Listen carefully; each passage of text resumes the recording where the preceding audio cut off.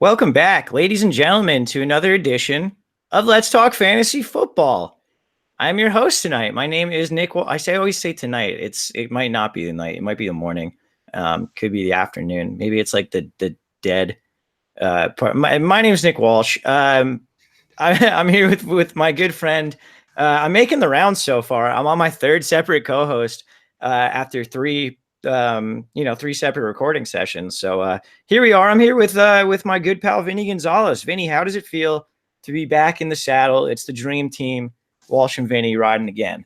That's right, man. I'm sloppy thirds this season, but I'm sure we'll be together for most of the year again. So yeah, I mean, you beat Rodgers to the punch, so that was hard.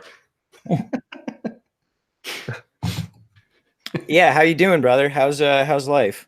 It's good, man. I'm excited to cover AFC North. Obviously, my favorite Bengals. I'm a little bummed though with the annual going down of our first round pick yet again. So I'm less excited than I was, but the Super Bowl is definitely still on, so still pumped. Yeah, absolutely. As Vinny said, we are doing the AFC North tonight. This will be, two parts as we've been doing with the divisions. This part will be part one. We'll have part two afterwards at some point. And then next week we've got the NFC South. So we got two big hitter divisions because Vinny, after Don and I did the AFC East last week and did our best to kind of suck all the fat off of that bone. I'm mixing up my metaphors. Suck all the sap out of that tree. I don't know. You're doing great, man. Thanks, man. I'm really trying hard here. But anyway, the AFC North has a ton of meat on the bone. That's the metaphor. Meat off the bone. So the AFC North has really, really a ton to get to. A lot of fantasy relevant guys, a lot of really good teams. Like I think this division is going to be one of the most hotly contested divisions in the league if these teams turn out how we expect them to. I think there could be some surprises. I was a lot heavier on the Bengals as an upset pick until they lost their rookie left tackle for the entire season this past week, but we'll get to that. But yeah, this should be a lot of fun. I'm really excited. So should we get right into it or do you got much more to say otherwise? Let's do it, man. All right. So we're starting off with those Cincinnati Bengals. Vin, walk me through the coaching changes here because this is the first time in a long time that going into the season, the Bengals have really shaken up what they're doing with the coaching staff. Yeah, I think it's been mainly positive. I mean, people love to shit on Marvin Lewis, but I didn't mind him. But it was obviously time for him to go. So they bring in young energy with Zach Taylor, who was the quarterback coach for the Rams under Sean McVay. Obviously, great success there with Jared Goff and that entire team. So it's brought a whole new aspect of life, I think, reinvigorating the team and whatnot. I've seen anything from their social media posts and all that whatnot. Just seem to be ready to go out there and do something a little different. From what I've gotten from beat writers and stuff, it's been a lot more offensive focused, as you would imagine. Marvin Lewis was heavy on defense, so it's good to see that sort of shift because obviously NFL is definitely going in that direction. Bengals have a ton of talent on offense. They just can never stay healthy. So I'm excited to see what he brings to the offense, and mainly what I've seen from what you can expect is going to be a lot of running zone and letting Joe Mixon do his thing, and also a lot of play action calls, which they use with Jared Goff and Todd Gurley a shitload on the Rams. So that's mainly the style change I think you're going to see here.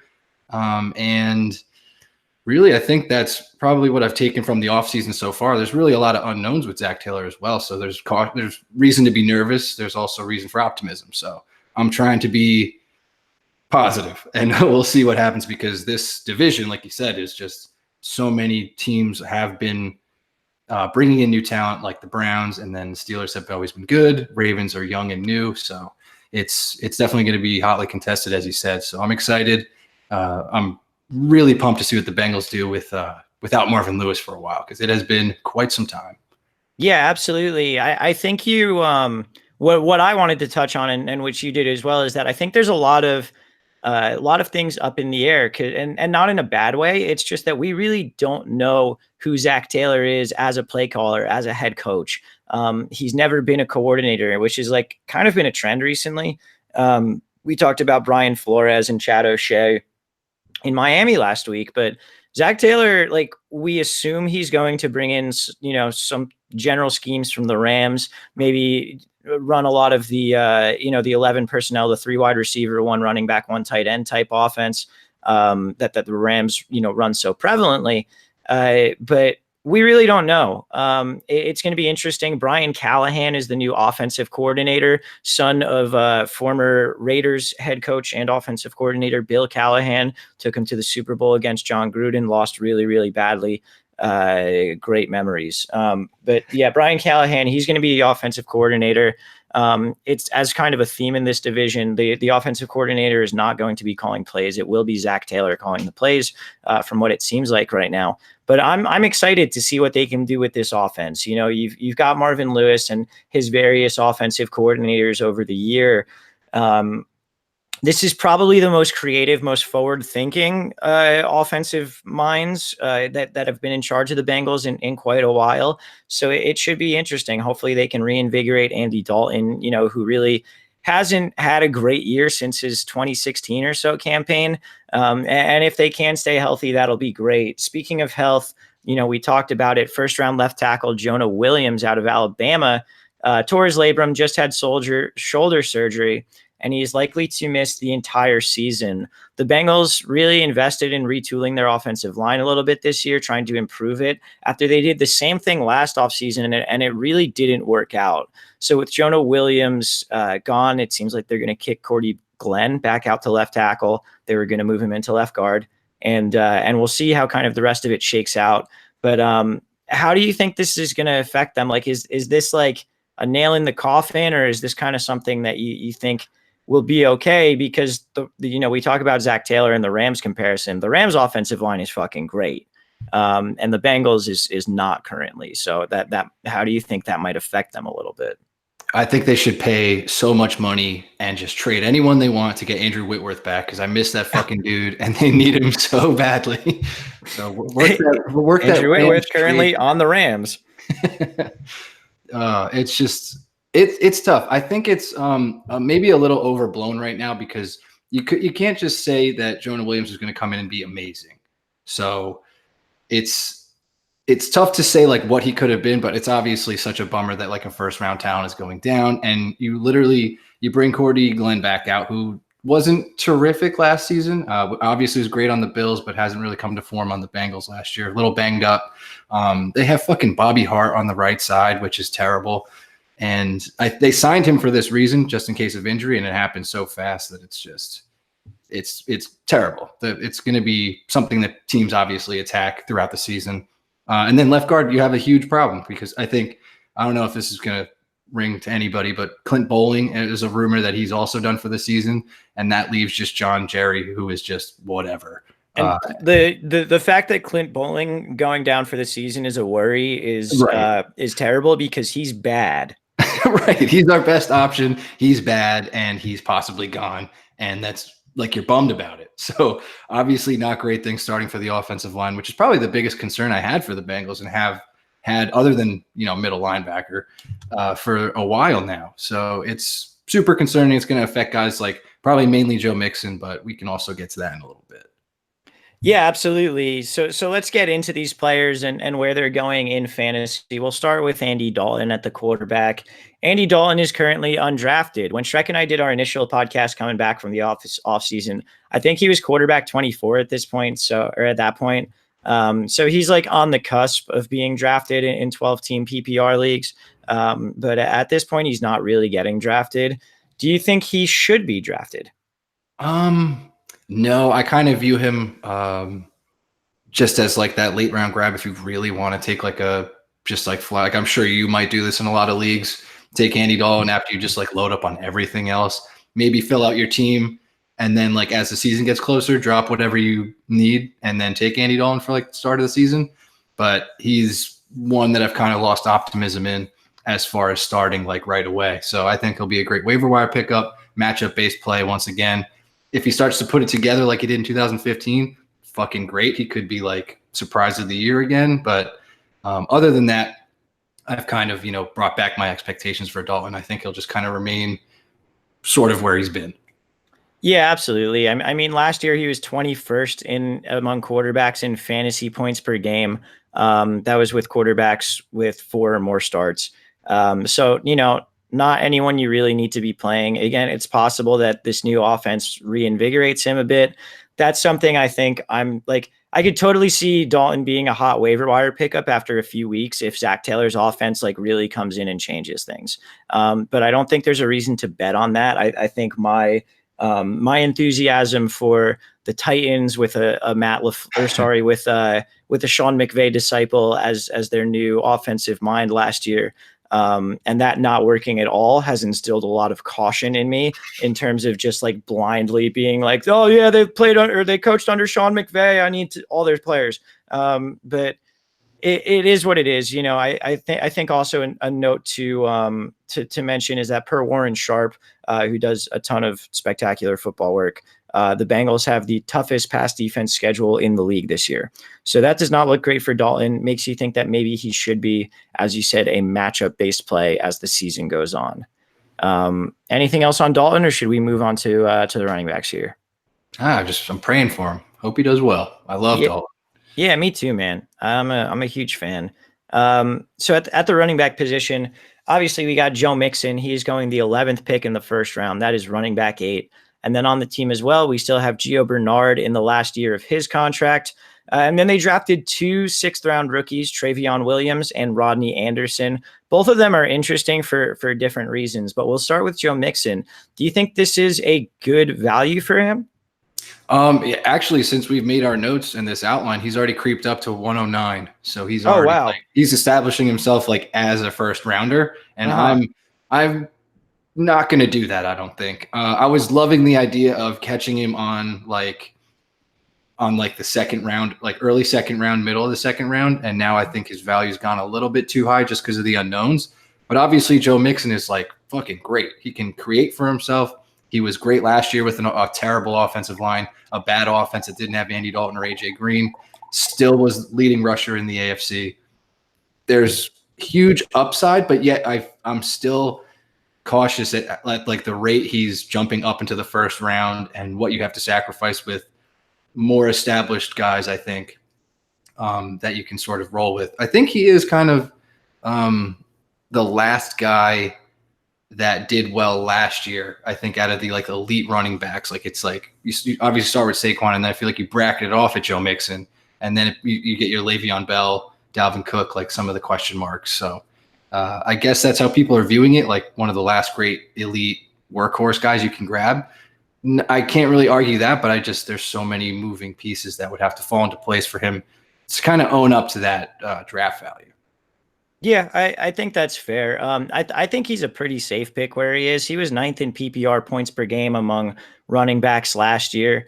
We talked about how there's worries about the offensive line. The offensive line sucked last year, and Joe Mixon was still a top 10 PPR running back. So to me, I think he's pretty safe. I think he was used more as a receiver last year, and I would expect that to even increase. Going into this year, he had the same amount of targets per game as Gio Bernard last year with about 4 targets per game. So it's not like the old Jeremy Hill, Gio Bernard splits where they're, bringing Gio in for all the passing downs and having Jeremy Hill run the ball. Joe Mixon is the real deal. I have no problem with taking him there. I think he's a very good value. For the first time in a long time, Gio Bernard is going undrafted. Do you think he's worth being drafted? Yeah, as kind of like a late round fill-in. People tend to forget like Gio can be that guy that can hop in and just be fantastic. So he can carry a full load when he needs to. It's just that obviously Joe Mixon is more talented, and Gio is called upon. He is great if he gets anywhere from 16 plus touches in most of those games with the Bengals where he had to step in like that in that role. So I think if there's any kind of like early injury to Joe Mixon or anything like that, it's going to pay right back. And then if there's, Joe Mixon's great, offense seems fine, you can always drop Gio if you need to. So like a last round fill in. Okay. Do you have any concern? Because my thinking was that I don't know if I would want to draft him at all just because I like Travion Williams. Do you have any concern that like one of these rookies in Travion Williams and Rodney Anderson would maybe, like, if Mixon were to go down, would maybe take more of the work than we would initially expect, and Gio's role might not change that much? No, I mean, the organization loves Gio so much, and he's done a lot for when he's called upon. So I really don't think they're looking to transition like that. I think they wanted a lot of depth because they've been kind of shallow since like Jeremy Hill left and shit like that, Rex Burkhead. So I think they're just trying to fill more so than be worried about Mixon going down and then having to figure out who's going to be the lead back. I think so because Gio can obviously step in and do it. I just think they wanted more depth. If Mixon were to go down, it'd probably be Gio for a heavy amount of the game and then kind of spells with Williams or Anderson. I don't really think they're going to usurp him. Okay, that's fair. Just a couple notes on those two guys. As I said, both of them were 6th-round picks. Travion Williams was extremely productive at Texas A&M. He had over 2,000 yards from scrimmage during his junior year. And he's a very confident dude because he got drafted and said, yeah, I'm going to have an immediate impact on this team, which it was like, all right, dude, like, okay. Are you aware that Joe Mixon exists? But Rodney Anderson out of Oklahoma, again, also a 6th-round pick. He was only healthy during his redshirt sophomore year, in which he was an all Big 12 running back. He's a guy that the consensus seems to be that he's very talented. He's just never been able to stay healthy. So that's kind of a risk in a different way, but we'll see how they sort of pan out. Do you have any opinions on these guys outside of what you've already said? No, I think I've said my piece, Walsh. I'm done. All right, fair enough. I would like to take a brief break to apologize if there's any noise around me. I think my upstairs neighbors moved out, and I think they're showing the apartment as we record this. So I hear people stomping and whatnot, but that's all right. We'll get through it hopefully without too much background noise. All right, let's move on to these pass catchers. At the wide receiver, we obviously have AJ Green back from his torn toe ligament, currently 6th pick in the 3rd round. That's wide receiver 13. Tyler Boyd, currently 3rd pick in the 6th round. That's wide receiver 27 after his breakout year last year. John Ross is currently undrafted. And then they've got, a host of guys behind them: Alex Erickson, Cody Core, Josh Malone, Auden Tate. So we've got kind of a mix back there. But going back to AJ Green, he is coming off this injury, but this is the cheapest you can get AJ Green since I can remember AJ Green being in the league. Are you on board with AJ Green at his current price? Yeah, you took the words right out of my mouth. It is straight up the cheapest he's been in years. I think a lot of the injuries are, making people go away, but you forget when he's healthy, he's just like definitely getting 9+ targets. Andy Dalton's definitely like his go-to guy. I feel like 3rd round is a complete steal. I hope I'm not out of line, like just saying that. But obviously, like we said, there are slight concerns, injury history, new team, but like, how can you not make him the focal point of the passing game? I cannot see him stepping back from what he's been, which is always like guaranteed getting somewhere from like 6+ touchdowns and over 1,000 yards easy, as long as he's healthy and the offense is like normal. That'll get done, no problem. So 3rd round, and there's guys around him where you have a lot of question marks, like Aaron Jones right now. George fucking Kittle's going around the same area. People taking Patrick Mahomes in this area. I'm like so okay with taking AJ Green at this point. Yeah, I keep feeling like I'm missing something. Like are people just like weighing his injury and the fact that like he's aging a little bit? Like I know he's going to be 31 this season. I know he just had this injury. But this is a guy who was on pace for 137 targets, 82 catches, 1,234 yards, and 11 touchdowns before he went down. Like that's a fucking wide receiver 1 season. And he's going in the middle of the 3rd round. Like right. It's these are the same people that are taking Julio like in the 1st round. Like it's what is the difference between him and Julio? Like it's the same shit. Yeah, I don't get it. I think if anything, this offense is probably good for AJ Green's value, and you're getting him at quite the discount. So I'm all over him. Sounds like you're all over him as well. Are you as high on Tyler Boyd at the 3rd pick in the 6th round? So what was weird about Tyler Boyd's season? Obviously a breakout. The only thing is when you're looking at his numbers and how he performed, it was always when AJ Green was on the field, he was going over double-digit fantasy points or performing like to the best of his ability, taking advantage of like obviously the coverage being drawn to Green. Tyler Boyd is very good, but I think it has a lot to do with AJ Green's presence on the field, a lot. So to start out the season, I mean, bottom line, I like where Tyler Boyd is going. I don't think it's too pricey. I feel like it's right where it is. I really like where it. I hope it doesn't go up or down. Well, obviously down is fine, but definitely don't go up. It's just, well, it's also hard to gauge because the rest of the season, when Green went down, Dalton went down, so you have Jeff Driscoll, really just Joe Mixon performing, and then you kind of have Tyler Boyd forced into the one. Tyler Eifert's not there, so it was tough on him, and it's tough to sort of look at those numbers after he left as well. But like I said, it's always if the offense is full and ready to go. I think Tyler Boyd is well worth 27. I could see him outperforming that to get into the top 20 as long as they're healthy once again. Yeah, I mean, I'm kind of the same way with Boyd that I am with Green. Like, I don't get what people are doing here. He was at his best when Green was on the field. So if we assume Green is going to be on the field again, that's good for Tyler Boyd. And last year he was PPR wide receiver 17 in just 14 games. He's currently going as wide receiver 27. Like, I don't know what I'm missing. Like, we must be assuming that the Bengals offense is going to be worse than last year, which, like, it's going to be hard to do that. Just seems wildly unlikely because their offense was bad last year. Like, it's, I haven't had anyone make like really a compelling argument to me that these guys are not just wildly undervalued in terms of the wide receivers this year. So yeah, I'm like all over Tyler Boyd. He's going to be in the slot. We like guys in the slot because it leads to easy targets over the middle. And he was great when AJ Green was in last year. So we'll see what happens. I say he's going to be in the slot. I guess we'll see because the next guy that we need to talk about is John Ross. He's currently going undrafted.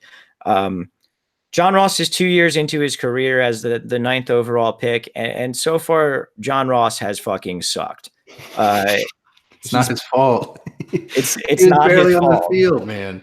He did good last year. I have in his limited role, I would say. He had a 36% catch rate. Yeah, but it doesn't matter when you're catching those goal line touchdowns, baby. That's what we're banking on? We're banking on 2-yard touchdowns from John fucking Ross. No, see, that was what we would always complain about. I was just like, Jesus, dude. He was like their red zone threat. I was like, what are they doing? They have AJ, like at the time, they had AJ Green and Tyler Eifert. And it's like, this guy's the one catching the 2-yard touchdowns. I was just like, all right, that's how you want to use them. That's fine. But I'm very interested to see how they do implement him into the system. He's undrafted right now. I think that's fine. I think he'll be a hot waiver pickup if he catches, like, if he has a weird 2-touchdown game or catches a bomb. Obviously, he'll be on people's radar. But as of now, nothing really warrants you to fucking draft this guy. Yeah, 7 touchdowns on 21 catches last year, which is like the most absurd touchdown rate for a guy who's like 5'9" that I've ever seen in my life. He led the team in deep targets with 17 of them. Caught 3 of those 17 deep targets, so not even doing what he's supposed to be doing well, which I guess brings us to Alex Erickson, and I want to talk about him because he's a guy that a lot of people seem to be pretty high on. He's really fast. He's a good kick returner, but I think the issue is that if he were to usurp John Ross's spot, Alex Erickson is also a guy who profiles as a slot receiver. They like Tyler Boyd in the slot. Do you have any insight into like Erickson and maybe what his role could look like if John Ross comes out and, lays an egg this year? I think it's going to be harder for him to see the field if John Ross doesn't get injured. I think like Ross could be completely dog shit. I just feel like his talent is enough to keep him out there more so over Alex Erickson, who's more of like, he's always just been like a dog when you watch him. It's just like, this dude is going to fight for all the yards. He's always great on kick returns, but mainly when you see him in the game, it's like super late in games that they're way out of. Haven't seen too much of him. He works mainly out of the slot, so I would be interested to see if they bump Tyler Boyd to the outside or just switch these dudes in and out. But yeah, they do love him there, but I cannot see him being a huge focal point or even like some sort of gadget player. Like maybe as the season develops and they need to mix up some play calling, but right off the bat or like for fantasy outlook, I just don't see it shaking out for him. Okay, that's fair. Yeah, he's a guy that just like I don't really have any particular opinions on him. I've just like seen his name come up more than you would expect for the 4th wide receiver on the Bengals, Yeah. But we'll move on to the tight ends here. Tyler Eifert, is the supposed starter again at this point. And then they also have CJ Uzoma or whatever, who they just Uzoma. I don't know. You've corrected me on this a million times. Who they just actually signed to, I think, a 3-year, $18 million contract. They also drafted second-round rookie Drew Sample, who has gotten good reviews out of the offseason program so far. So talk to me about these tight ends and particularly about Eifert, what you think here. So Eifert, I think they're going to bring along slow. Another shocker for the Bengals. He'll probably come around like week 5, week 6, possibly after like a bye, week 8. I just don't think they want to rush him back. Like, the dude's been through hell. I think he's got a lot left in the tank, but he's just been so fucking hurt. So I think you let Uzama and fucking Drew Sample handle most of the blocking and hopefully stay out there for some 2 tight end sets that they always kind of ran with the Rams with Gerald Everett and what is his name? Tyler Higbee. Yes, those 2. So I think they might do something similar to that.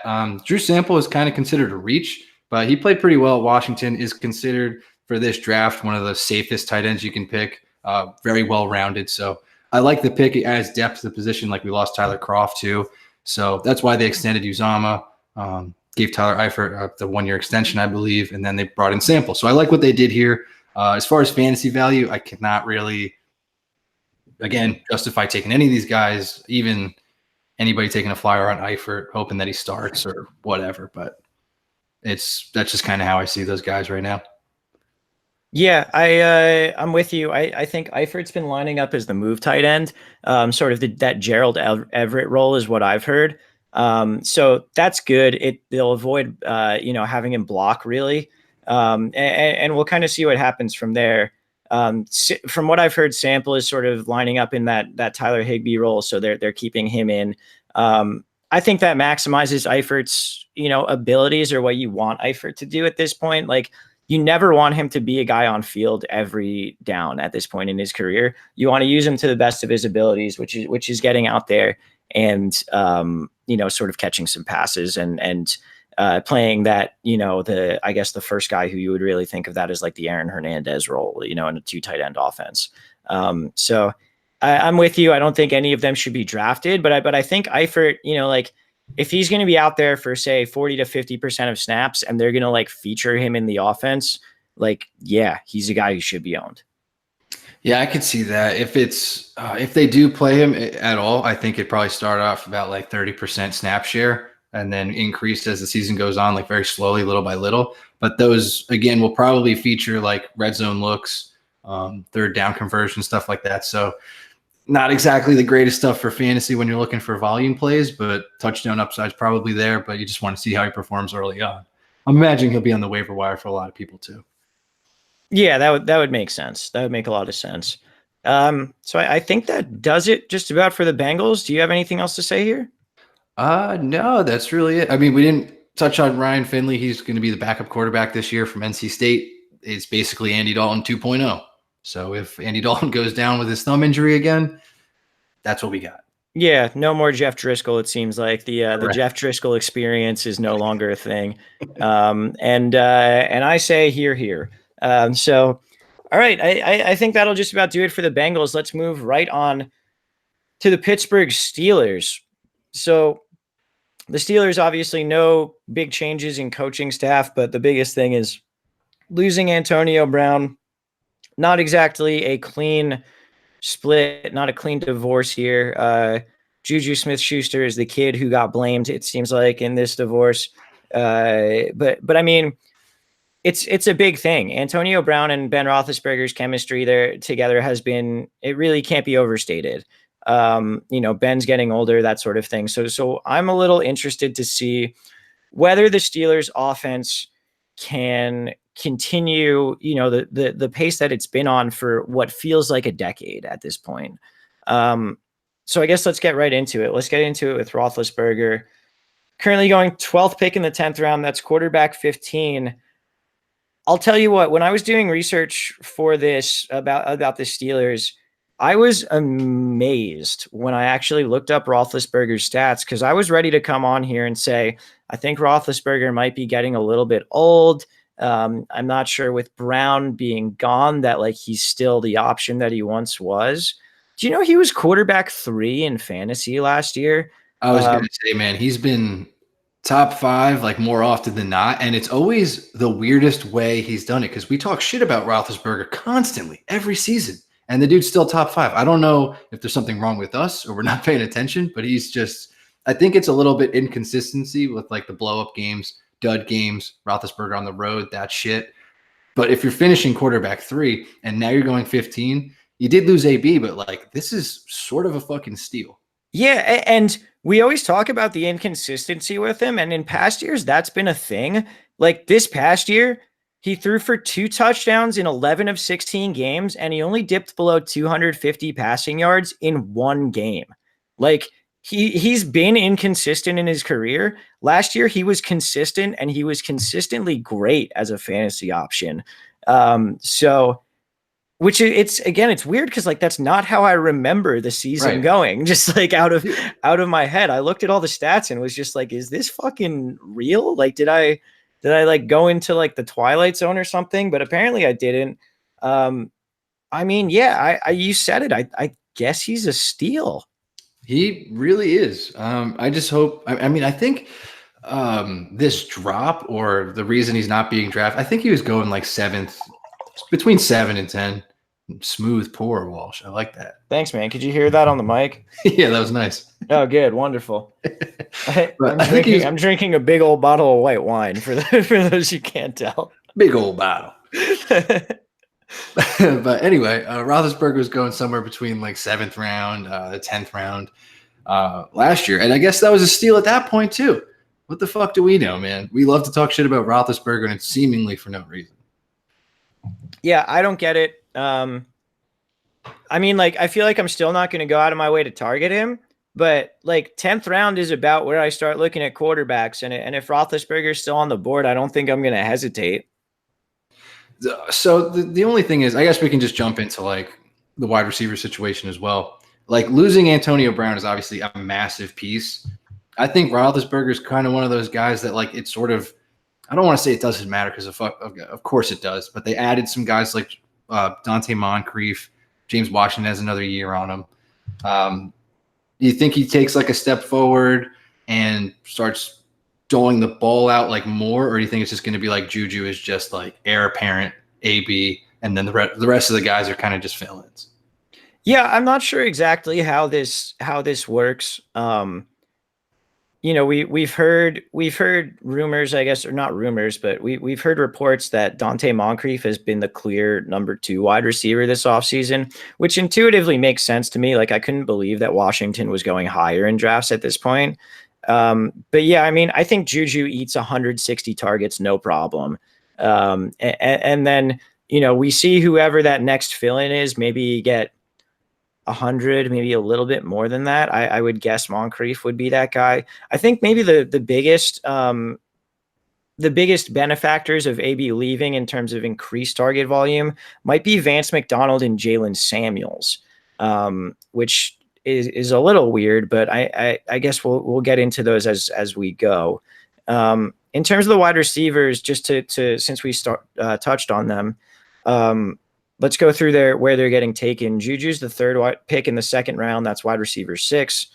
Washington is the 2nd pick in the 11th round, wide receiver 49. Moncrief is the 9th pick in the 12th round. That's wide receiver 56. They also drafted Deontay Johnson in the 3rd round, who is a big play receiver who cannot catch the ball. And then they also have Ryan Switzer and Eli Rogers, who are both kind of limited to slot options, though Switzer actually had some decent run last year. So speaking on that, I guess let's go into their draft positions. Juju at wide receiver 6 ahead of Antonio Brown. Worth it to you? I think so. Just because, like you said, he's gonna just destroy targets. It's like he did it with AB there and was fucking fantastic. Definitely blew away my expectations. Like I remember me and you were talking definitely last year at this time, and we were just talking about how his name is so awesome and how he is so awesome. And like he's climbing up draft boards just for that reason. But like with his play has just like absolutely destroyed everything that I had, like preconceived notions I had about him. And then he's just like an awesome fucking player. He's very good. So I think taking him over AB is not crazy. I think it's the safer option. Yeah, I agree with you. You know, we're dealing with a situation where we know he's going to get a lot of targets no matter what. They've talked about kicking him outside after he's been primarily in the slot over the past couple of years. But like, to me, I mean, Moncrief's an outside receiver. We know that. James Washington, I guess you could put in the slot, but why would you when you have a guy who's so dominant over the middle like Juju? Like, unless you're going to not play one of Washington and Moncrief and you're going to kick Switzer into the slot, to me, Juju makes the most sense as their slot receiver, and I know what he can do as their slot receiver. So to me, it's a no-brainer there. Yeah, he'll probably play like the Jarvis Landry role. Like he's their number one, but he'll primarily be in the slot, possibly kicking out. And honestly, when he's been on the outside, he's won contested catches a lot. He's a great wide receiver, so I really don't see the problem with taking Juju here. I think he'll outperform his ADP. I think he's going to be like top 10, no problem. Fair enough. Let's talk about Washington and Moncrief. I said it before. I think it's really weird that Washington is going ahead of Moncrief. Washington, I know obviously, you know, guys can improve in their careers. He was a rookie last year, but Moncrief has kind of done it before. All the offseason reports say that Moncrief is the number 2 guy there. And James Washington was legitimately bad last year.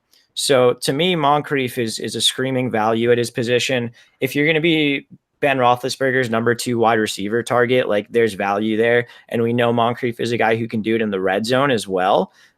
Washington, I don't know where the value is unless he really makes a bunch of jumps.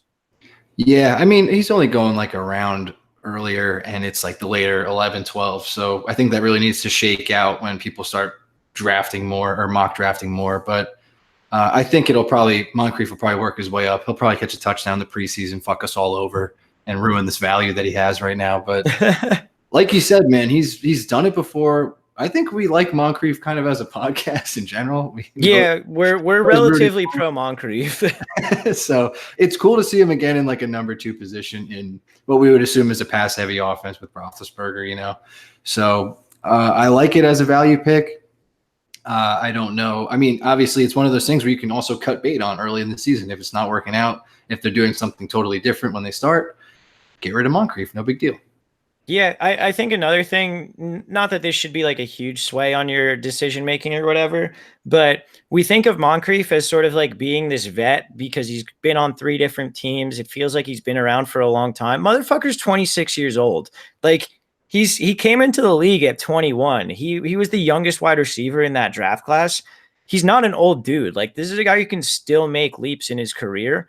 And it wouldn't be surprising for a 26-year-old wideout to increase his fantasy value. Like that is not an unseen thing in the past. So keep that in mind. He's not just some veteran coming in on the side. Like he's an athletic, talented, still young guy who also happens to have 5 years experience in the league or whatever it is. Correct. Any interest in these other guys, Deontay Johnson, Ryan Switzer, Eli Rogers, or should we move on to the tight ends? Move on to Vance. All right, Vance is 12th pick in the 7th round, tight end 9. I'm not really about taking tight ends in this general vicinity, but Vance feels like one that I'll go after. Yeah, I'm very not down with tight end at this position, like in the draft. So, I wish he was going later, like last year, like pretty much undrafted, had a couple good games, picked him up on the waiver wire. I look for that shit with tight ends. So if Vance is getting drafted this high, I think I'm out.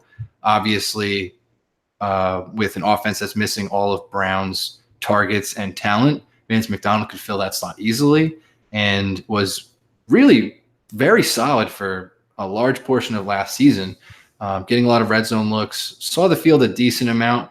Obviously, Jesse James is no longer there, so he'll probably be more involved as well. So if you're looking for that high upside pick in tight end, that's going, 9th right now, which is still top 10, but like pretty much back end of tight end for most people. It's a great pick. Yeah. So Vance last year was a guy who, we look to a lot of things as indicators of performance. Obviously, targets is the biggest one when it comes to receivers, right? But another one that we look at is snap percentage. And Vance was a guy who was getting maybe like 40 to 60% of the snaps on any given week. And Jesse James was getting a lot of snaps. And Vance was still getting a ton of targets, was still getting a lot of production. So to me, this, unless Xavier Grimble is going to come in and jump right into Jesse James' role, we were just talking about it with the Bengals, how Eifert would be that move tight end. That's sort of what Vance McDonald is. He's sort of that move tight end. So unless Grimble is going to come in and take a significant amount of the snaps, like McDonald's snap share is going to go up this year, which would likely mean more targets since he'll be on the field more. And we know he's an athletic pass catcher. So to me, it makes sense that he could take a leap. Not that he will, but that he could be a guy who takes like a Kittle type leap this year, where like he really becomes a target hog on a team that, outside of Juju Smith-Schuster doesn't have anyone who's a proven target hog. Yeah, I mean, and then if you look at like what the wide receivers can do, we pretty much only talked about Dante Moncrief, and like the rest is like a lot of unknown trash, or like we know who they are, but they're trash. Mm-hmm. So we're expect like he could be the preferred number 3, but I guess James Conner could be considered like if they want to involve him more like in the passing game, but Vance McDonald could be the number 3 target on this team, possibly number 2 if like Moncrief just sucks. So there is a huge ceiling for Vance. There is probably a safe floor as well. So it's really not a bad pick at all. Yeah. We'll see how it goes, and we'll see what sort of snap percentage he's getting with the starters in the preseason. I think that'll make a big difference in whether or not I want to be taking him in the 7th or 8th round, or whether I just want to wait on tight ends later on in the draft. So let's move on to these running backs. We alluded to James Conner, currently going the first pick in the 2nd round. That's running back 9. James Conner was great last year. He filled in for Le'Veon Bell, and he did it with flying colors. PPR running back 6 in only 13 games last season. He only averaged half a fantasy point per game less than Ezekiel Elliott, who, you and Shrek debated as a potential first overall draft pick this year.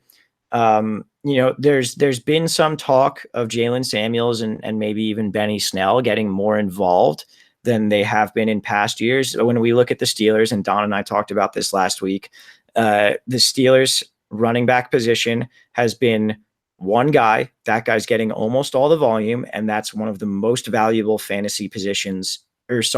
most valuable positions in fantasy football.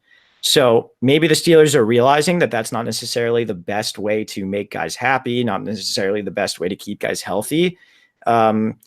But I don't know, because history says that the Steelers are a one running back team. And if that's the case, Conner, another guy that I think is sort of a value at his position. See, I'm having a hard time. I just, obviously he was an absolute monster.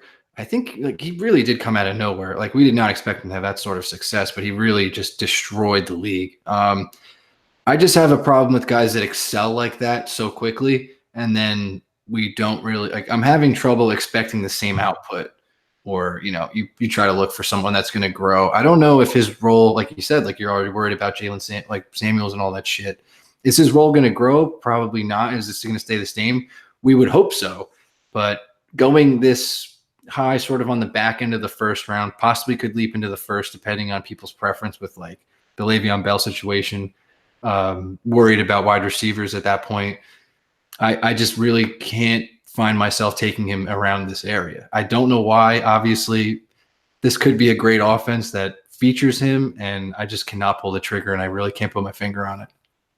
I mean, like if you're looking at the same, if you're saying like, oh, I can't see him doing anything better than last year, PPR RB6 in 13 games. like fuck, man. Like, I don't know. Like, I understand you being a little bit reticent there, certainly. And I think the concern really is, the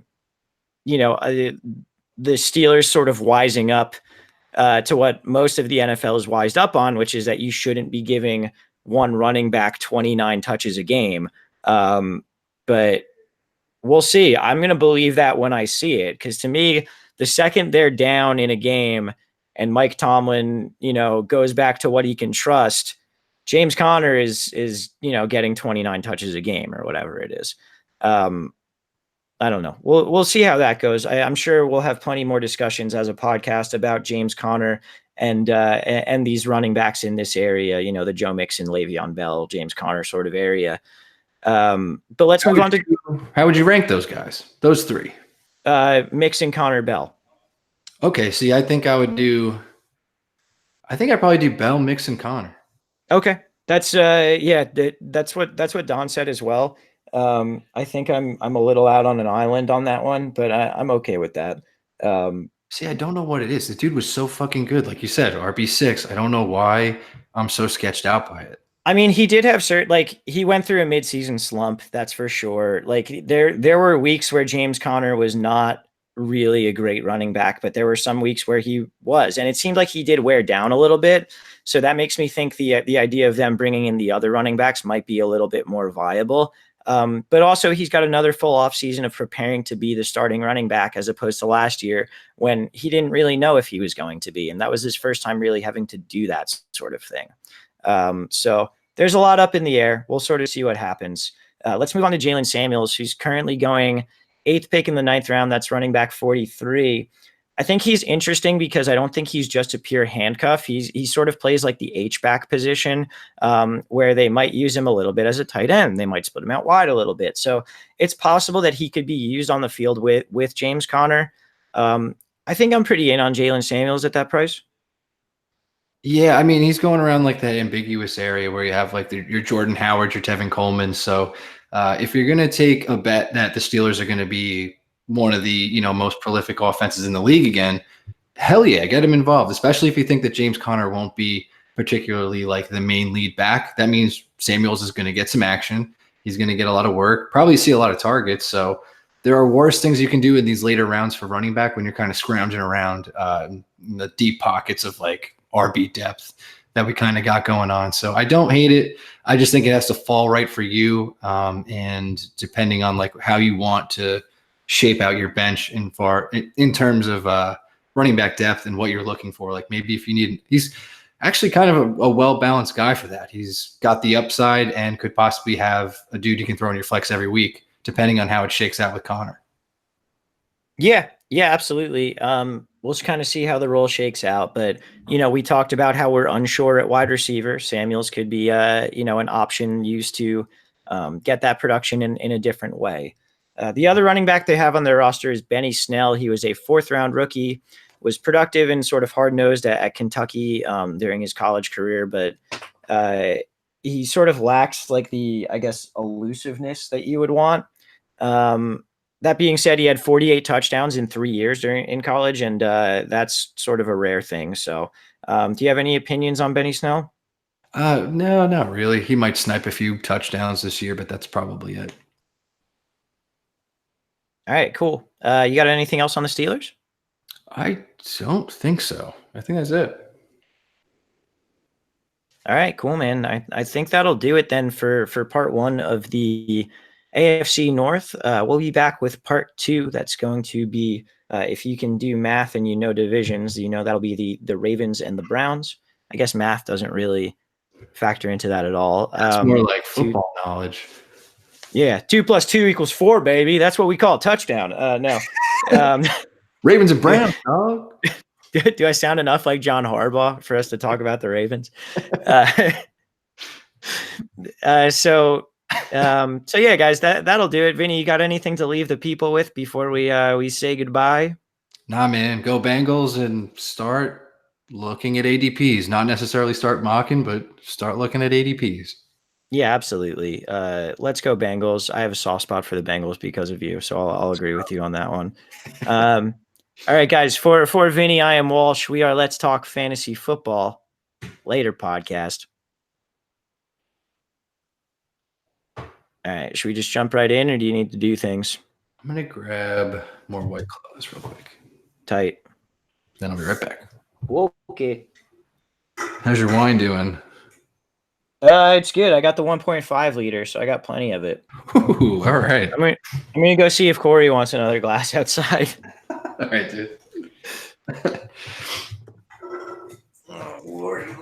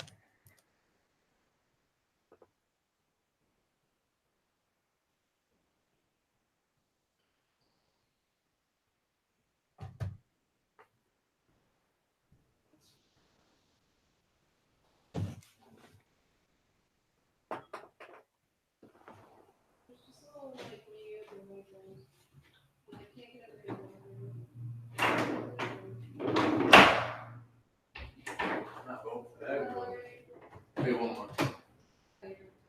We'll wait at 2. Bengals, Steelers, now we're doing Ravens, Browns. Visions.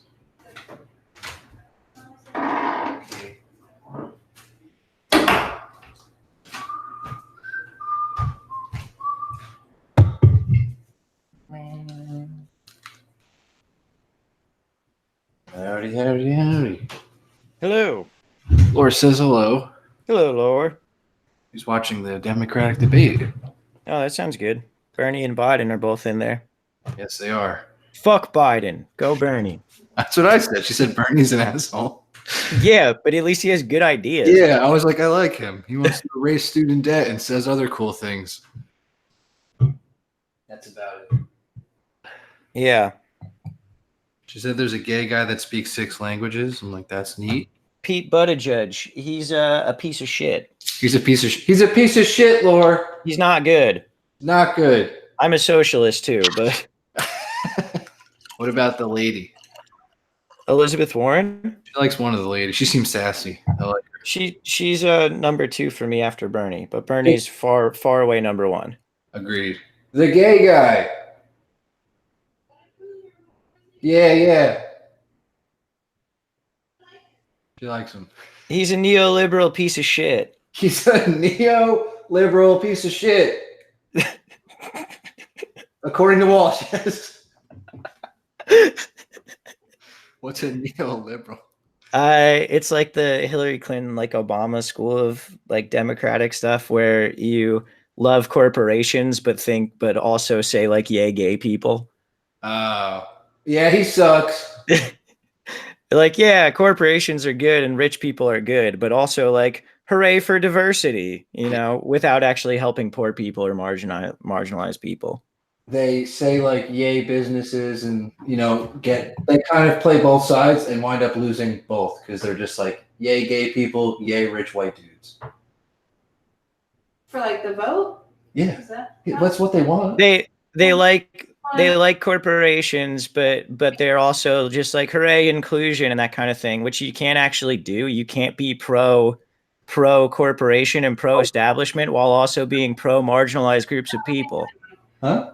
I like the Spanish California lady. Walsh says she's cool. Yeah. Who's that? Kamala? I know. Kamala? Mm-hmm. Yeah. She's also a cop, but she's a cop. I have a lot of strong opinions. I'm sorry. Oh God. me and Laura don't really care, so like her just like, oh, I like that guy. I like this guy. Yeah. I have a lot of strong and long formed opinions, but anyway. Great. I said all of that while this was recording. Oh, that's perfect. Cut that up, Shrek. Opener. Okay. Should we do part 2? Yeah. Let me just scooch my notes. Scooch on over. Yeah, this is going to be which one's first? Ravens? Ravens. Oh, yes. We're sweet. Get to be like the most sort of drunk for the Browns. Yeah, I'm going to be pretty toasty for the Browns. I told a couple of my coworkers started listening to the podcast and they were like, yeah, like I listened to one from like last fall where you were hammered and it was really funny. I was like, all right, cool. I am going to be fucked up for the Browns segment tonight. So sweet. All right. You can find some gems. Yeah. All right. I'm going to jump into it. Let's do it. Welcome back, ladies and gentlemen, to another edition of Let's Talk Fantasy Football. I am your host tonight. My name is Nick Walsh. I'm here with my wonderful friend, my fellow, I don't know. I'm here with Vinny Gonzalez. Vinny, how's it going, dude? Yo, these intros suck, Walsh. Usually you're good. These have both been bad back to back. So I kind of like that one. I did bad on purpose almost. The first one, like I was legitimately just like, I don't fucking know what to do. That was a fumble to the end zone. This one was a knee. I don't know. Yeah, maybe it was like the Tony Romo fumble on the kick hold. I think that's what that intro was. I don't know if it's that devastating, but it wasn't good. Yeah, okay, that's fair. You're right. It was like a less exciting, but more or just as equally bad play. Anyway, Vinny, how are you doing tonight? I'm doing good, man. We in real time just did the previous podcast. If you didn't listen to it, it was the AFC North. My Bengals and the Boo Steelers. So go check that out, fellas. It was good, I'd say. I think this one will be better because we'll probably yell a lot more. Yeah, absolutely. We are doing the AFC North Part 2 here. That is going to be the Ravens and the Browns. We chose to finish with the Browns on purpose because both Vinny and I wanted to be the drunkest that we would possibly be on this podcast to yell about the Browns, which will surely happen and will surely be a lot of fun. Next week, guys, we are going to have the NFC South. We're unsure who's going to be bringing that to you, but it's probably going to be some combination of me, Vinny, and Don. So look forward to that. Keep an eye out for that. Again, if you haven't listened to part 1 of the AFC North or the AFC East or NFC East, make sure you guys go back and check those out. Vin, you got anything else we need to go through before we jump into these Baltimore Ravens? No, I was just going to say we should do all 3 of us. Get the first trio cast. That would be pretty rowdy. That would be a good one. I like that. Yeah. Other than that, no. Let's jump right in, man. All right, fucking sweet. Baltimore Ravens, baby. So we don't have any big coaching changes. I guess the big change is that it's officially Lamar Jackson's show. So last year we started the year with Joe Flacco. Lamar Jackson came in after the bye week. They ran the run heaviest offense in the NFL from that point on, both in terms of quarterback runs and running back runs. And now it's Lamar Jackson's turn to really show what he can do. I got to tell you, I was really impressed with Lamar Jackson last year. I thought he was very, very good for what they asked him to do. And they also didn't ask him to do too much, pretty much until they were down heavy against the Patriots in that playoff game. And he kind of acquitted himself pretty well, slinging the ball around in that game as well. Chargers. Chargers. I'm sorry. You're right. It was, yeah, that's a fair assessment. I was probably going to be a little more harsh for obvious bias reasons, but watching him play, I wasn't like overly impressed, but he obviously is a very talented dude. I just don't know like what to expect for the future. Like, I don't know. There's always that bullshit thing like, oh, they got another year of tape. I'm like, yeah, maybe not. Like these quarterbacks like Lamar Jackson type, it's kind of hard to prepare for, like regardless. The dude's going to get, he's going to get his, so to speak. And as we've talked about throughout the years, like fantasy football, like running quarterbacks are valued on how much more they can do. Well, when you have a sort of quarterback like Lamar Jackson, he's going to get the points elsewhere other than passing, and he's going to dominate that way. And he doesn't necessarily have to have a good game. We've talked about Tebow constantly on this one. We've tons of other guys, and just like Lamar Jackson fits that mold completely. He didn't throw the ball 25 times at all, I don't think, until that Chargers game when he had to. And the dude was a quarterback one for like most of the games that he started at the end of last season. So it's kind of weird that he's going so late. I feel like more people would jump on him, but I think they're just expecting inconsistency with his passing. But I don't think they're realizing it's not on how good he's going to be or whatnot. It's just like he's going to get fantasy points. Yeah, I mean, the thing that leads to the most consistency as a fantasy quarterback is being able to run the ball with some sort of consistency. So, I mean, you said it. You were the king of starting Tim Tebow, and he was a terrible passer. I've got some stats here about Lamar Jackson. In 7 starts, he passed the ball 170 times, ran the ball 146 times. That's pretty wild. I would expect those numbers to be a bit more divergent this year. You would think they would go to a bit more of a traditional NFL offense, but like this is still a guy who's going to run the ball at least 10 times a game, whether it's designed runs or scrambles or whatever else. So over those 7 starts, he had a range of about 16 fantasy points to 21 fantasy points. Like I said, that's a tight, consistent range, due in most part to those rushing stats. Also, wouldn't you start if you knew you were going to get 16 to 21 fantasy points every week? Like, wouldn't you start that guy every week, or am I losing my mind? No, you're definitely not. And he wouldn't be QB2 off 22 off the board like right now as of, late June. But I'd imagine I don't even know if that's going to creep up. I really don't know.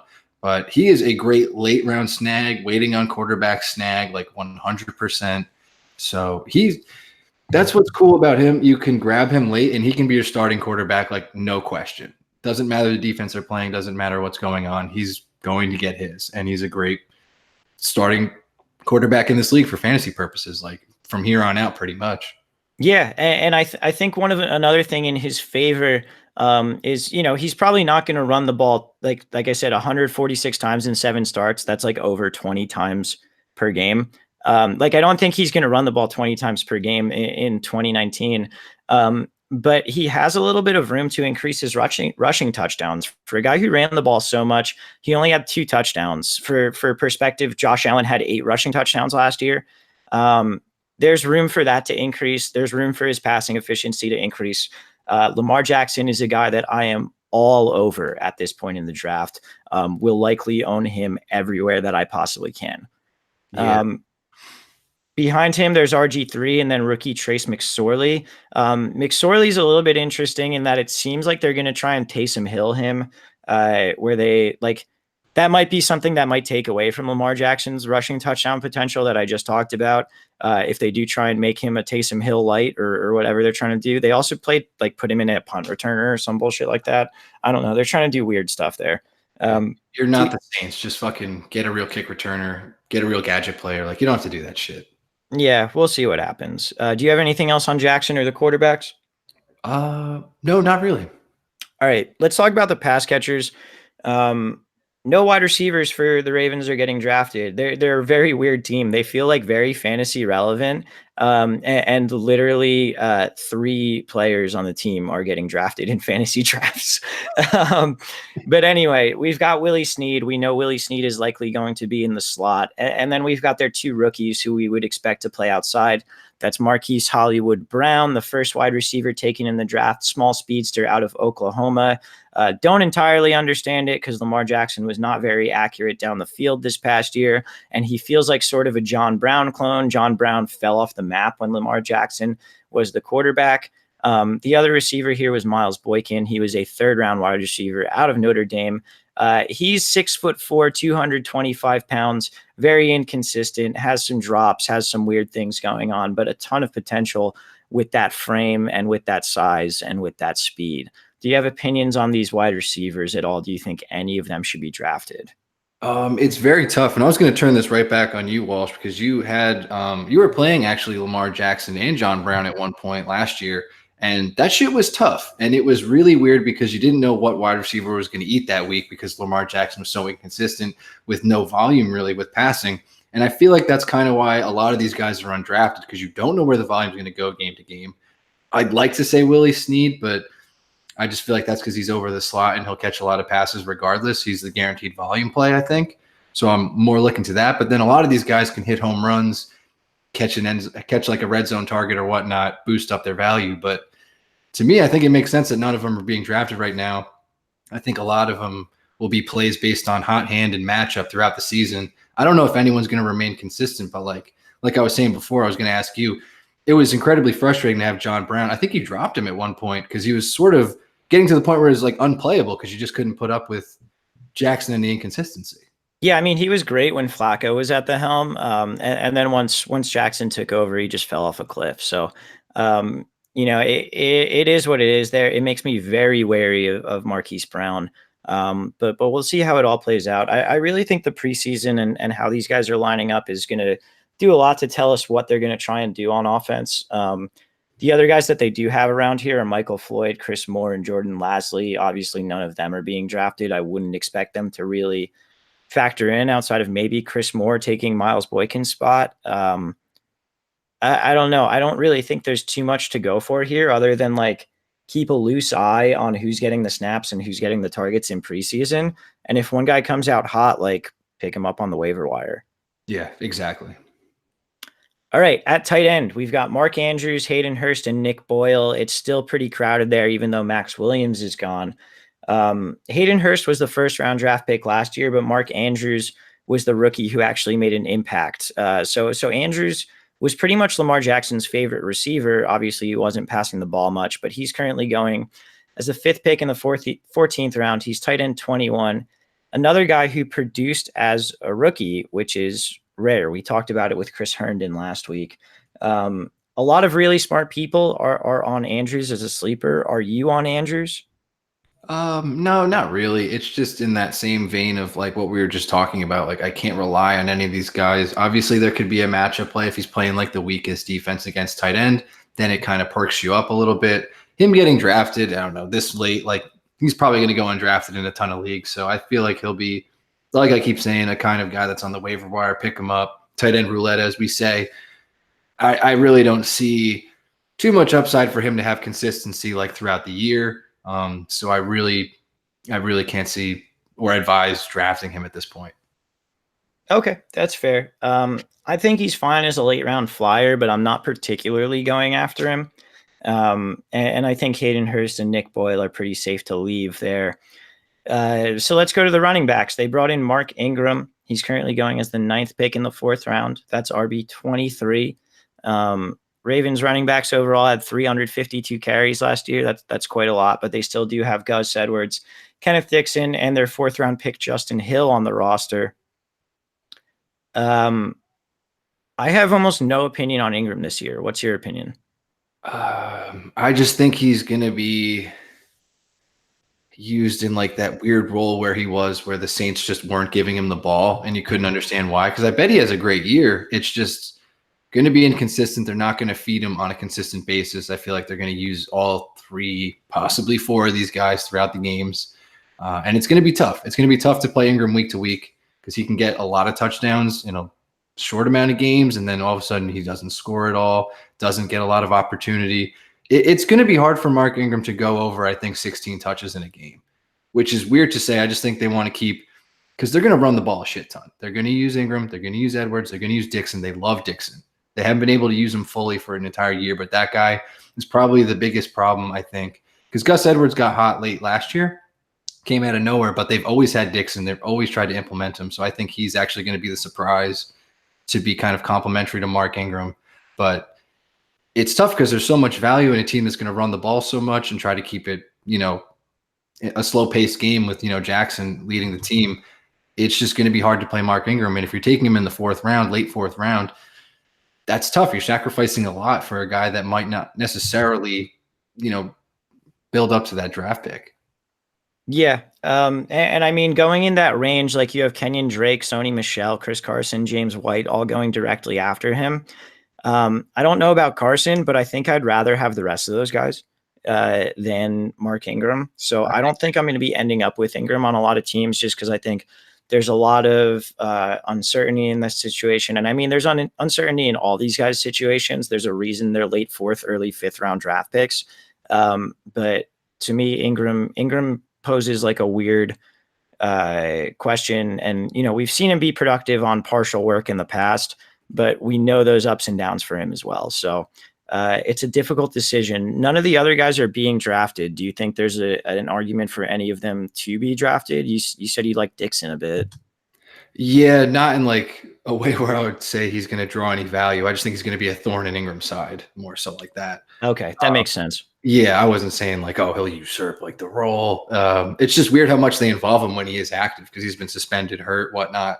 Yeah, they love him in the pass game. They fucking love this guy. So I'm very wary of the whole situation. I've seen a lot of the Ravens, so very curious to see what they do here. So I'm just kind of staying away from the whole situation, I'd say. Love Ingram, love what he can do, but fuck, man. I don't know. I'm going to stay away. And then, yeah, as far as the other guys, I don't think it's doing it. Okay, that's fair. You got anything else on the Ravens? Wow, that was it. No, I'm good, man. That was yeah. Like it's weird because like they really only have those three guys getting drafted. It's like super wild. It's literally Lamar Jackson's fault because, like we were saying, he's the focal point of the offense. There's no number one in any other category other than him. Yeah, so, and I mean our opinions are basically he's getting way under drafted, and like the other guys like basically shoulder shrug, Right, exactly. Like if you're the guy that is going to get virtually every fantasy point on your team, like there's no other number one in any category on this team besides Lamar Jackson. The dude's going QB 22.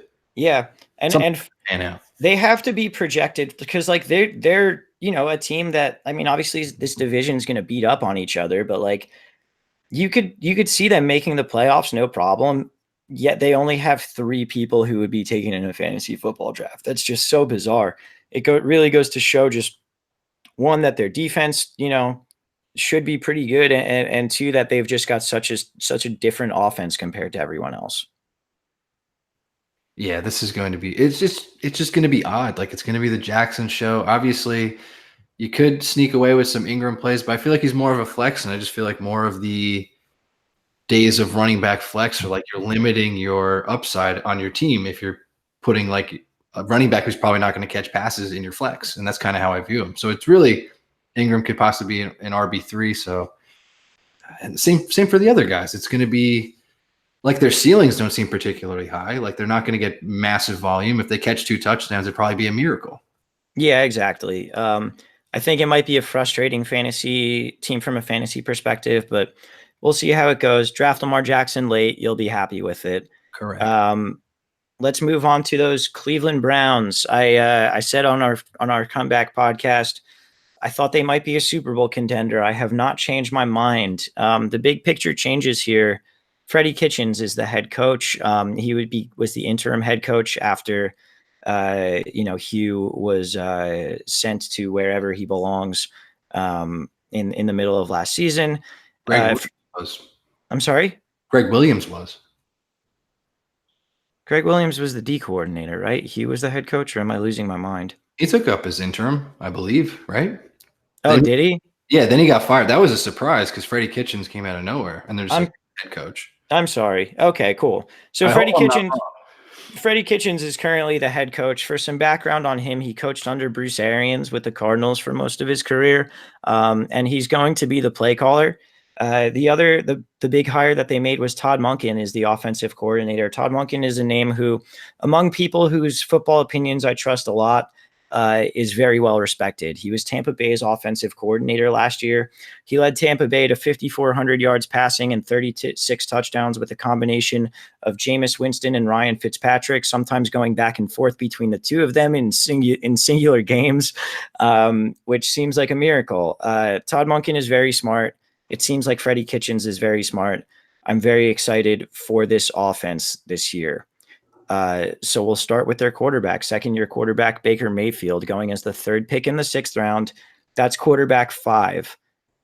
Do you like this price for Baker? Yeah, I do. It's just they brought in so much, and for him to not at least be QB5 or higher would be sort of shocking. There's just so much that he can do with this offense. And Baker can fucking move. Like, he can get rushing touchdowns as well. So with fucking Beckham added, Landry, it's just this is probably where he should go, honestly.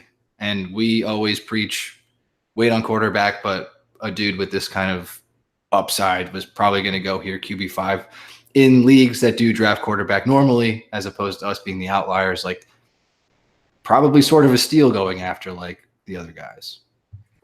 Okay, I'm going to have somewhat of I think, a shocking opinion based on what I've said so far, so I'm going to pour myself a glass of wine for it. I think Baker is being overdrafted. How much? Like, I don't think he should go in the 6th round. I think like I'd be comfortable taking him in like the 8th or 9th. And the reason I say that is, look, I know he's a second-year quarterback. I know he's going to improve, all that sorts of things, but he was 20th in fantasy points per games among quarterbacks last year, only 1.2 fantasy points more per game than Andy Dalton. You mentioned how he's mobile. It didn't really show up in his stats. I know he can move around behind the line of scrimmage, only 131 yards on the ground over his 13 and a half games. So he's getting you like 1 point worth of rushing fantasy value per game. He didn't have any rushing touchdowns. Obviously that could change. That's a variable thing year to year. But every other quarterback that's going in front of him right now provides some sort of rushing upside. He's currently going as the number 1 quarterback in terms of guys who are basically just pure passers, based on the stats that we have so far. I know he's got a better supporting cast. I know he's going into his 2nd year. I know he's going into his 1st year with a consistent head coach situation that we know is good. But I'm not buying Baker at quarterback 5 in the 6th round. I think I'm willing to take him in the 8th or 9th, and not really before them, which means I'm not going to own him. Those are all very fair points. I'm just looking at like what they added, what Baker does, his fucking attitude. Like, it's where he's going to go. And I think it's for what they added and what Baker brings to the team, going at 5 seems low compared like to what I was expecting to see. Like, I swear it is far and away not what I expected. I thought he was going to go like 3 or fucking anything higher than 5, which is shocking at this point. See, that's the thing. I think his attitude and his machismo, to bring up a Razor Ramon term, hey, yo, but I think that's probably what's inflating his ADP a little bit, because if you had asked me like how many fantasy points per game, or like what position was Baker in terms of quarterbacks for fantasy points per game after he was starting games last year, I would have said like 7th, and he was 20th. Just because he was so exciting and he was so fun and he was bringing this franchise, back from the dead and this whole sort of thing. So I think his reputation is getting inflated, and that's inflating his ADP a little bit. But also, like, you're not wrong, because if he ends up QB2, I'm gonna be like, yeah, okay, that makes sense. Right. That's the whole thing. And also, like, he did revive this entire franchise team, whatever, what have you, for that year. We shall see as it goes forward. It'd be hard not to at this point with the fucking talent they have. But also, I was factoring in, like, Nick Chubb just went the fuck off. That dude got so many carries. They tried to take a lot off Baker's back. And the plays that Baker made, they were plays that he had to, like, earn, make some insane throws. So, like, he is going to have a much easier time, I feel, with, like, these weapons. It's just going to be – I think it's just, like, totally – it's just a better situation, obviously, than last year. And I don't know. I just feel like this is right where Baker should be going. And chances are it's probably going to increase. So it is only fucking late June. So we shall see. Yeah, I don't think you're wrong. I'm just a little bit more bearish on Baker than I think the consensus at this point. So let's talk about his weapons a little bit. One stat I'd like to throw in before we go through his wide receivers. After Freddie Kitchens took over as the offensive coordinator, no one receiver got double-digit targets in any single game. So what that says to me is that Freddie Kitchens likes to spread the ball around. We'll see if that changes with Odell Beckham being in the fold now. That being said, with that out the way, Odell Beckham Jr. going first pick in the second round, that's wide receiver 5. Jarvis Landry going 7th pick in the 5th round, that's wide receiver 24. The other expected starter is Antonio Callaway. He was a rookie last year. He had a lot of issues. He was graded terribly by PFF. They targeted him deep a lot. He didn't catch a lot of deep passes. We'll see. The other guys there are Rashard Higgins, Jalen Strong, and Damian Ratley. They're kind of waiting in the wings at this point. So talk to me about Odell. Is wide receiver 5 too low for him, or is that too high or just right for you? Me and Shrek kind of touched on this. We ranked sort of the elite wide receivers, and we had Odell kind of low. And I think it was just because the change of scenery, the amount of targets that have to go around to this offense and whatnot. So it's that coupled with the fact that he's going the cheapest he's ever been virtually for his entire career after blowing up his first rookie year. First rookie year. Yes, that's a thing. But it's one of those things we're talking about, like with AJ Green. It's the cheapest fucking price tag you're going to get on this guy, probably, I don't know, for the foreseeable future. So it's something you want to take advantage of, but also something that probably freaks a lot of people the hell out because he's still going so fucking high. My main concern is just the mouths to feed. New environment, whatever. He's with his best buddy Landry.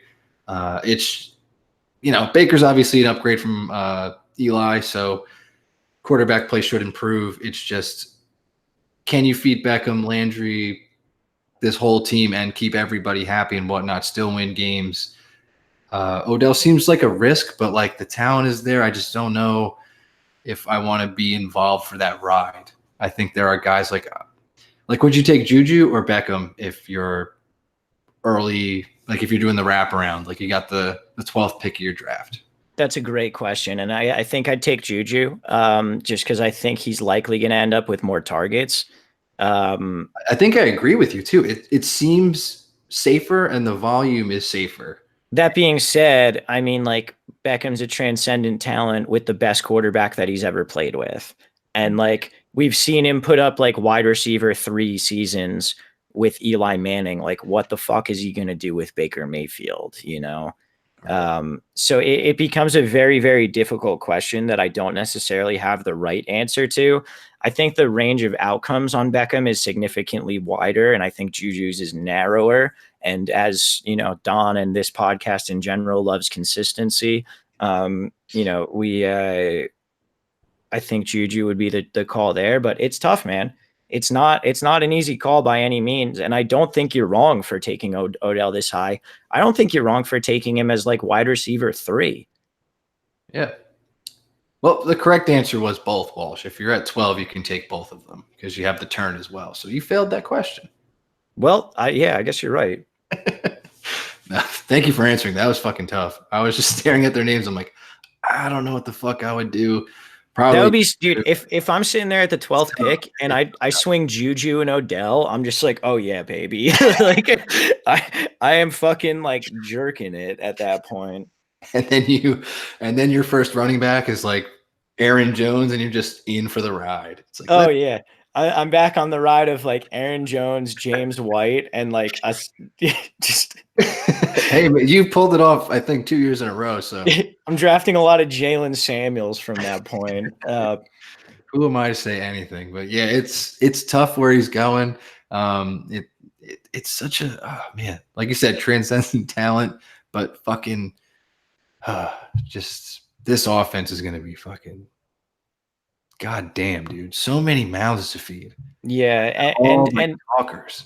And on that point, I think we should talk about Landry because he's going wide receiver 24, and I am like one of the hardest no's that I have on a player is Jarvis Landry at wide receiver 24. Because this is a guy who has needed an inordinate amount of targets in order to produce in his career. And like I said, after Kitchens took over, no one wide receiver got double-digit targets in any single game. And I said wide receiver there, no one receiver at all. And also you've got Odell, who we expect to absorb 150, 160 targets. So now Landry becomes a guy, a 5 to 8 target guy who to me is just not worth it at all there. Like he's going in front of Tyler Boyd, like fuck off. From week 9 on last year, Landry was sort of a hit or miss play. He only got 8+ targets in 4 of the 8 games. And those games were 8, 8, 9, and 9 targets. And during that run, he only eclipsed 100 yards twice. It was 103 yards, 102 yards, only scored 2 touchdowns in those 8 games. He only broke the 10 PPR point threshold in 3 out of 10 games. Like you cannot tell me that guy is a wide receiver 2. Yeah, I mean, I think it kind of laid out a question. Like, are you taking Tyler Boyd or Jarvis Landry? I think we can both say Tyler Boyd. And it's just steal. He's going 2 rounds later than him, or a whole round and a half after him. It's going to be tough for Landry and Beckham to get there. So they kind of like Beckham functions. He's obviously better than Landry, I think. I think that's fair to say. But they both function on the same thing where it's just like you need a heavy volume of targets. But I feel like Beckham does way more with his. We've seen Landry get, like you said, pelted with targets. And it was incredibly hard for him to get over 1,000 yards. If he did, it wasn't by much. Touchdown equity has always been a fucking problem for Landry.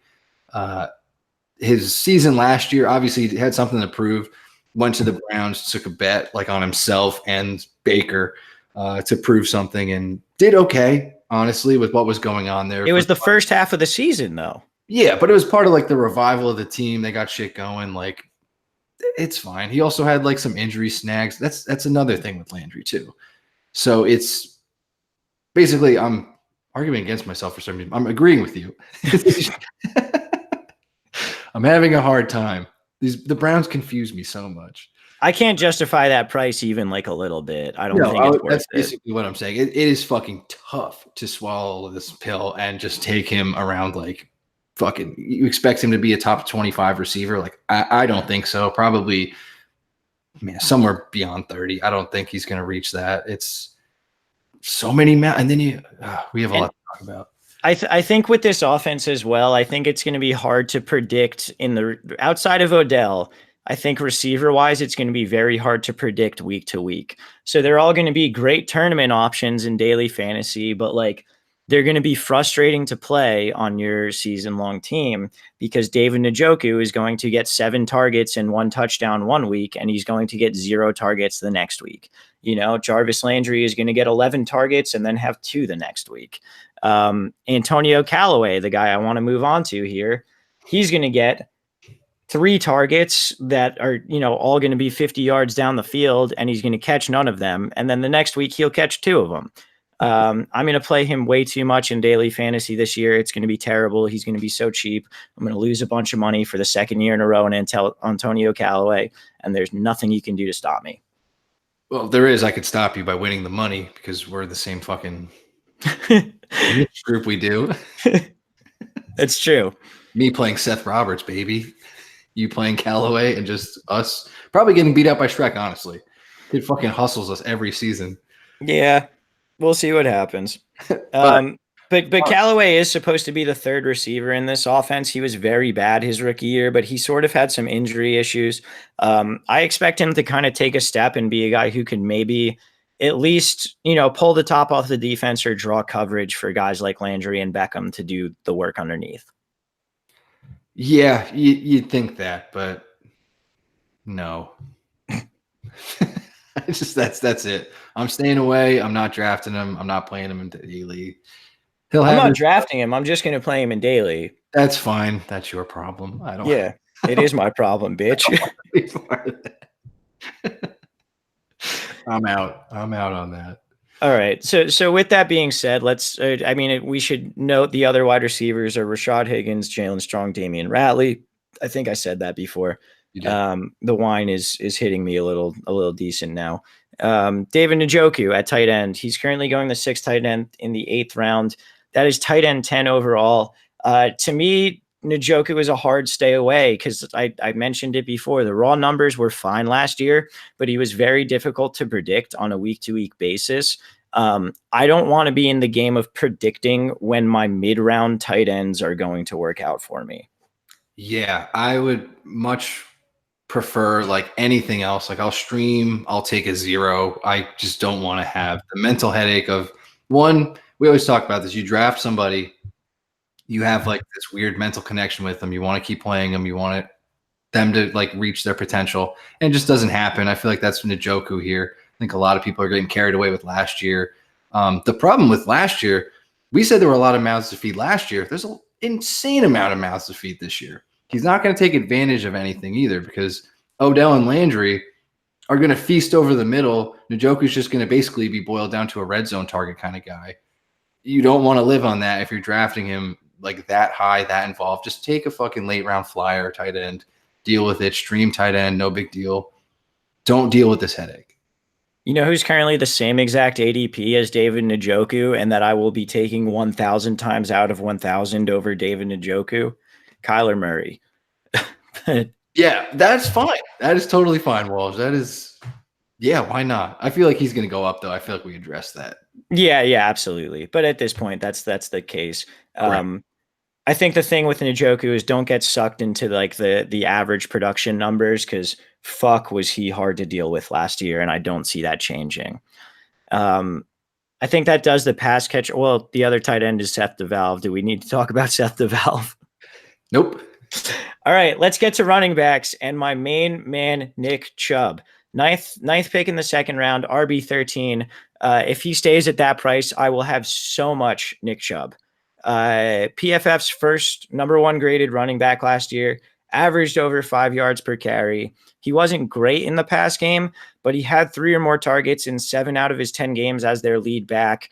And I think he has potential for more in the pass game. I am all over Nick Chubb. The fact that Dalvin Cook is going ahead of Nick Chubb is like insane to me. I love him. Yeah. Well said, Walsh. I really have I can't argue at all. Like the Dalvin Cook, Todd Gurley, Damian Williams going before him and like that little bunch is sad to me. Like just take Nick Chubb. The dude is going to get 20 plus touches. He has insane red zone ability. The dude was a fucking monster throughout the year. They improved the offense like tenfold. It's insane why no one is, bumping this dude up at all. Like, would you be surprised if Nick Chubb is number 1 running back overall at the end of the year? Yes, I would be surprised just because Kareem Hunt is coming back week 9 or whatever. I don't know if they have a bye at that point. But okay, that's fair. So when Kareem Hunt comes back, obviously I think it shifts over to him. That is something, I don't know, that's a little aggressive to get into right now. We'll deal with that in the season. But Kareem Hunt is coming back. He will be on this team. He will be there. He is insanely talented and will be fresh. And this team is probably going to be making a playoff push at that point. You're right. You would think. So Nick Chubb, I sort of like you're paying up for Nick Chubb. But I think that's why he's a little lower than the other guys. There's a lot of stuff factored into like Kareem Hunt coming back. These guys have high ceiling. Like the ones going ahead of him, they have high ceilings. Also jobs that will last the season if they keep them. Like, do you see Nick Chubb performing so well that he holds off Kareem Hunt once he comes back? I mean, I could see Hunt getting maybe 7 touches a game when he comes back. I don't think that's unrealistic. I think saying like I think Chubb could average 18 touches a game after Kareem Hunt comes back. Oh, see, I'm having trouble with that just because I don't fucking know. Just Kareem Hunt was so fucking good. He is so fucking good, and I feel like he's a different player than Nick Chubb. Like he'll go out there, make crazy breakaway plays. Like Nick Chubb can do that, but he's more of between the tackles, find the end zone sort of dude, take 20, 25 carries, deal with it like that. But it's a little tough. I think that's probably what people are seeing right now. It's tough to pay up for a dude which is kind of weird because you get eight weeks of solid production and the chance that he does keep the job, like you're saying, with enough touches to, coach you out through the rest of the season. But I guess that factor thrown in is kind of making people stay off him. Yeah, I mean, it is what it is there. Let's talk about Kareem Hunt and where he's going. Why is he getting drafted? He's the 11th pick in the 7th round. That's running back 36. You're going to hold this motherfucker on your bench for 8 weeks and then have him back up Nick Chubb? Yeah, that is like the exact inverse of my other argument I was saying. Like, you do not need to draft Kareem Hunt. He is going to come back in 8 fucking weeks. You do not need to draft him whatsoever. Don't be that fucking dude. Don't waste your pick here. What the fuck are you doing? What are you doing? Yeah, really, really bizarre to me. The other running back still in the mix, as you said on our notes, he's unhappy. He wants a trade, but he's still there. Is Duke Johnson. He had 62 targets last year, but only 40 carries. I don't know that he has any standalone value for me. Yeah, I don't know. Again, I sound like a fucking idiot, but I keep saying the same thing, but I don't know what to think about Duke Johnson. Like, he's going to, like, if he's paired up with Nick Chubb, it's going to be a lot like last year. It's just, again, is Baker going to spread this around so much to, like, Beckham, Landry, Njoku, Chubb's going to get his? Is Duke Johnson going to do anything? Probably not. The dude wants off the team. I'm sure he'll be trade bait at some point in the season when Kareem is getting close to coming back. So I don't see him having any sort of role that would warrant a play throughout the season or even like a draft pick right now. So the thing with him too is that from week 7 on, which is basically when Chubb became the starter, Duke was in on 42% of the snaps, but only got 54 touches compared to Chubb's 196 touches. So like, he was playing, he was just using pass pro or not getting the ball. Like, Duke's not going to get more than 42% of the snaps per game this year. And if he can't be fantasy relevant on 42% of the snaps last year, how's he going to do it this year? It doesn't make any sense. So for me, he's not draftable. I agree. I don't think there's any reason to take him right now other than an injury to Nick Chubb. Yeah, absolutely. All right, man. Do you have anything else on the Browns? No, I guess we could talk about real football. You really think they have like a Super Bowl shot? Yeah, I really do. I mean, I think the defense is going to have to play very, very well. But like, yeah, I think they have 2 really smart offensive minds guiding the way, which if we've seen anything over the past couple of years, it's that smart offensive minds can really lead you a long way. And they have a lot of talent to back that up. So yeah, I think if that defense comes together and say they're a top 5 defense in the league, I think they can contend for the Super Bowl pretty easy. You do know they're in the same division as the Bengals, right? How are they going to stop Andy Dalton, Joe Mixon, and AJ? That's just impossible, dude. That defense is definitely not top 5. I actually haven't considered that, and you make some great points. So I might have to rerun some of my projections, like redo the algebra a little bit here. It's a bit of a wake up call. I'm gonna come back next week and be like, I'm sorry, I didn't factor in that they're in the same division as the Bengals, and that's my fault. It won't happen again. And I no longer think the Browns are a Super Bowl contender. That's great, man. Just wanted to clear that up. I know that was discussed on the first podcast of the year. Disgusted me, so I just wanted to, bring that up to your face. As you should, and as you did. You got anything else for the people here, Vinny? No. This is a great division. We obviously picked it apart piece by piece. I guess, I don't know. We had a tough time with the Ravens and Browns, honestly. But other than that, there is so much potential, and like this will be a hard-fought division, regardless of how bad the Bengals' offensive line is. So it's a fun one. There are a lot of guys going within the top 50 players drafted. So that's cool shit. I had a great time with you, Walsh. It was good to get back in the swing of things here. Yeah, this was a lot of fun. Like you said, great division. We got another great one coming at you next week with the NFC South. A lot of offense to talk about in that division for sure. So keep an eye out for that. Again, check the back catalogs for the divisions that you missed if you haven't caught all of them. We've got in-depth breakdowns of the NFC East, the AFC East, and now the AFC North so far. So make sure you're getting all of those. We'll see you guys next week. For Vinny, I am Walsh. We are Let's Talk Fantasy Football.